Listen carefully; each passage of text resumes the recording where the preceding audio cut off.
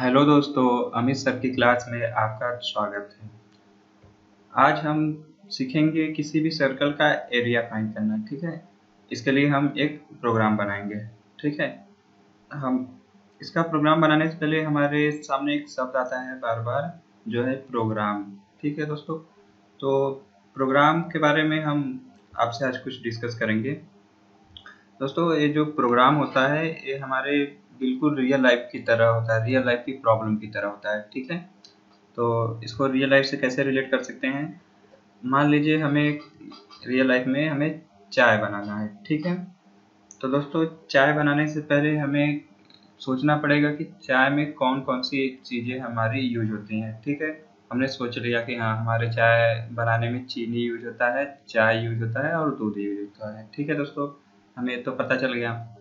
अब दूसरा होता है हमारा स्टेप। ठीक है, हमें पता होना चाहिए कि चाय बनाने के लिए कौन सा स्टेप है, हम पहले क्या करेंगे। तो जैसे चाय बनाने के लिए हम पहले क्या करते हैं, दूध गर्म करते हैं। ठीक है, उसके बाद उसमें हम चीनी डालते हैं, फिर उसके बाद हम उसमें चाय डालते हैं, तो हमारा क्या होता है, चाय बन जाता है। ठीक है, तो दोस्तों आज हम इसी सर्कल का एरिया फाइंड करने के लिए बिल्कुल ऐसे ही सोचेंगे जैसे हमने चाय बनाना सीखा था। तो यहाँ पे हमें क्या फाइंड करना है, एरिया, वो भी किसका, सर्कल का। ठीक है, तो हमें किसी सर्कल का एरिया फाइंड करने के लिए हमें एरिया का फॉर्मूला पता होना चाहिए। ठीक है, तो एरिया का हमारे फॉर्मूला क्या होता है वो पहले हम देखेंगे। हमारे एरिया का होता है फॉर्मूला पाई आर स्क्वायर। ठीक है, तो हम यहाँ पे लिख देते हैं। ठीक है, pi r square, pi r square. ठीक है, किसका फॉर्मूला है, एरिया का। ठीक है, अब इसके लिए हमें प्रोग्राम बनाना है, तो चलिए इसके लिए हम प्रोग्राम लिखते हैं। तो यहाँ पे दोस्तों देख सकते हैं हमारा यूज हुआ है पाई आर स्क्वायर।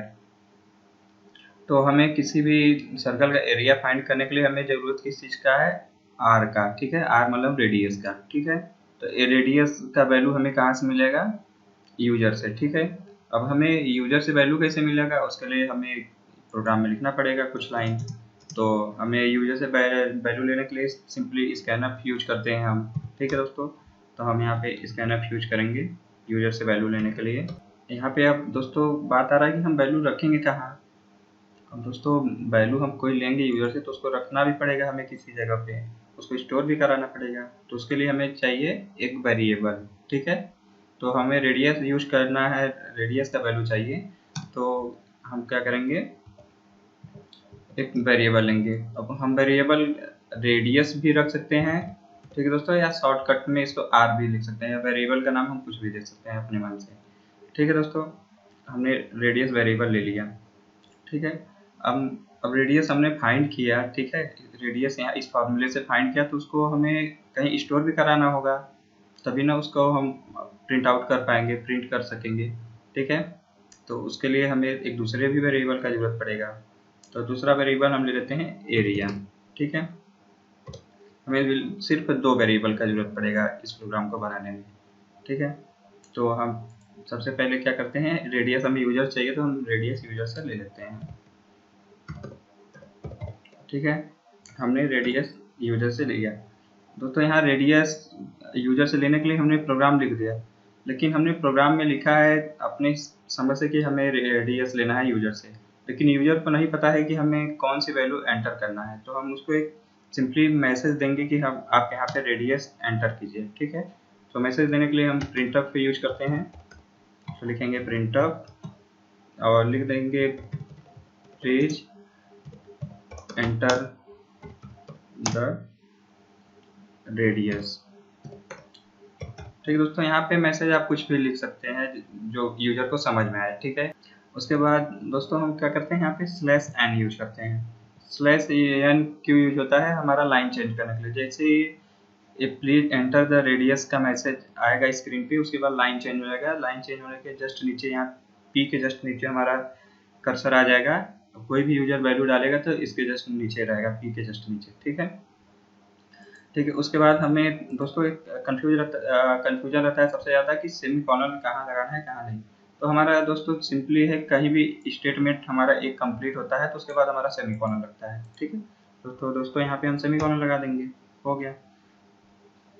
अब हमें यहाँ से रेडियस मिल गया है। अब हमें सिर्फ इस पे एरिया का फार्मूला लगाना है और उसके बाद जो भी हमारा एरिया आएगा उसको हमें प्रिंट करा देना है। ठीक है, तो यहाँ पे हम फार्मूला लगाते हैं, लिखते हैं एरिया। ठीक है, अब एरिया के बाद है मेरा पाई और आर स्क्वायर। ठीक है, तो दोस्तों प्रोग्राम में जो होता है पाई को डायरेक्ट नहीं लिख सकते हैं। ठीक है, या मैथ में हम क्या लिखते हैं, पाई का वैल्यू, तो इसमें भी क्या लिखेंगे, पाई का वैल्यू 3। दोस्तों पाई का वैल्यू होता है 22/7। ठीक है दोस्तों, हम यहाँ पे 22/7 भी लिख सकते हैं या 3.14 भी लिख सकते हैं। ठीक है, उसके बाद क्या है, आर स्क्वायर। दोस्तों यहाँ पे बीच में कुछ नहीं है, तो आपको पता ही होगा कि मैथ में कहीं भी ऐसे अगर कोई वैल्यू लिखा है तो उसका मतलब होता है कि उसके बीच में मल्टीप्लाई है। ठीक है दोस्तों, तो प्रोग्राम में भी हम क्या करेंगे, मल्टीप्लाई लगाएंगे। यहाँ पे मल्टीप्लाई का सिंबल होता है एस्ट्रिक्स, इसको मल्टीप्लाई भी बोलते हैं और इसको आप स्टार भी बोल सकते हैं नॉर्मली। ठीक है, उसके बाद है आर स्क्वायर। ठीक है, तो प्रोग्राम में तो हम आर स्क्वायर को लिख नहीं सकते क्योंकि मैथ है नहीं, इसमें हमें आर स्क्वायर लिखने का दूसरा तरीका ढूंढना पड़ेगा। आर दोस्तों क्या है, वही रेडियस। ठीक है, तो हम लिखते हैं रेडियस। ठीक है, रेडियस लिखा, हमें 2 बार रेडियस का जरूरत है तो हम 2 बार रेडियस लिख देंगे। स्क्वायर का मतलब ही होता है कि कोई भी वैल्यू 2 बार। ठीक है, तो यहाँ पे फिर से एक बार रेडियस लिख देंगे और यहाँ पे हमारा एक स्टेटमेंट कंप्लीट हुआ तो हम यहाँ पे सेमीकोलन लगा देंगे। ठीक है, उसके बाद अब हमें एरिया कैलकुलेट होकर एरिया में स्टोर हो जाएगा। ठीक है, हमारा जो भी है सर्कल का एरिया में कैलकुलेट होकर स्टोर हो जाएगा। ठीक है, तो उसको हमें प्रिंट करने की जरूरत है। अब उसको हम प्रिंट कर लेते हैं, प्रिंट एफ। किसी भी वेरिएबल का वैल्यू प्रिंट कराने के लिए उसके जगह हमें यूज करना होता है %d। ठीक है, तो यहाँ पे %d लिखेंगे, फिर कॉमा देंगे, फिर उसके बाद कौन से वेरिएबल का हमें वैल्यू यहाँ %d की जगह प्रिंट कराना है उस वेरिएबल का नेम हम लिखते हैं कॉमा के बाद। तो हमें एरिया का चाहिए वैल्यू। ठीक है, तो हमने एरिया यहाँ पे लिख दिया है।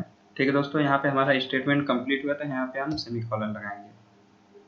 ठीक है, यहाँ पे हमने सेमीकोलन लगा दिया, हमारा हो गया।